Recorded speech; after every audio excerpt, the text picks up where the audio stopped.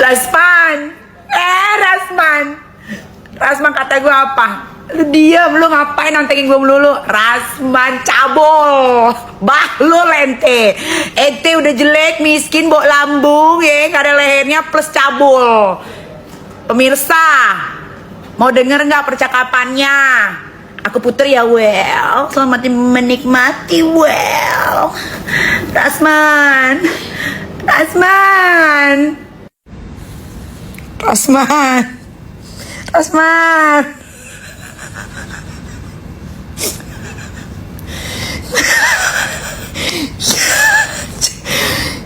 Buat rakyat Indonesia.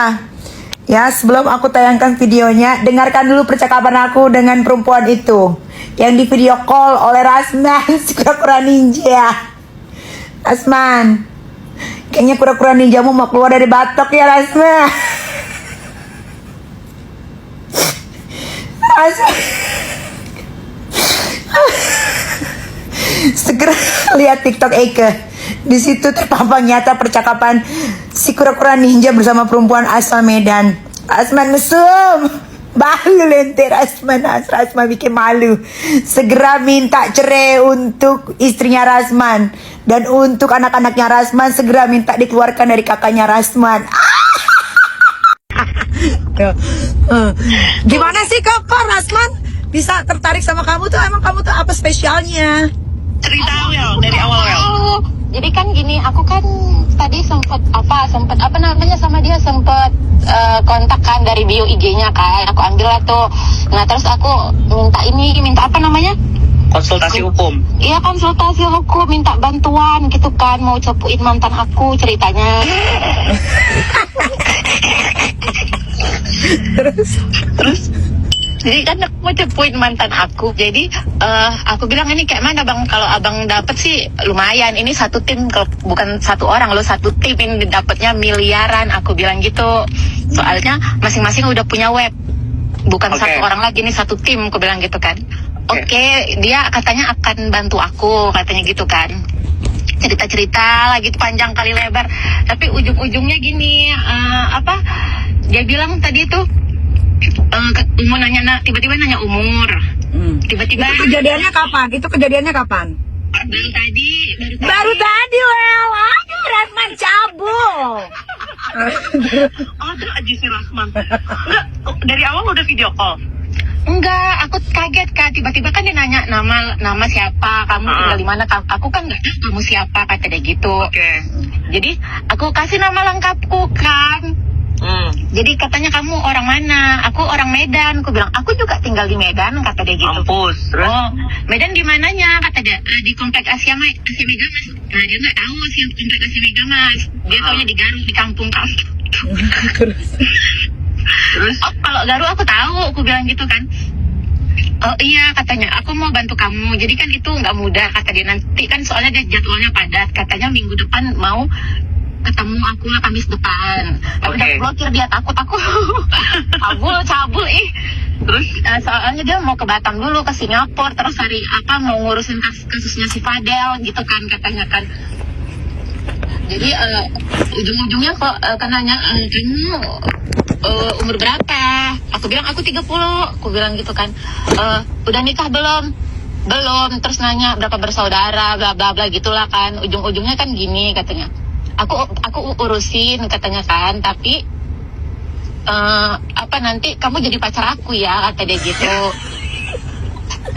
Jadi pacar aku ya boleh sih, aku bilang, tapi asal dia masuk dulu dong di penjara. Aku bilang gampang itu jadi pacar, aku bilang gitu. Ya, abang harus pastiin dia masuk dulu, baru abang boleh jadi pacar. Kita ya udah, kamu kalau gitu ngapain, kamu tinggal di PIK itu, katanya.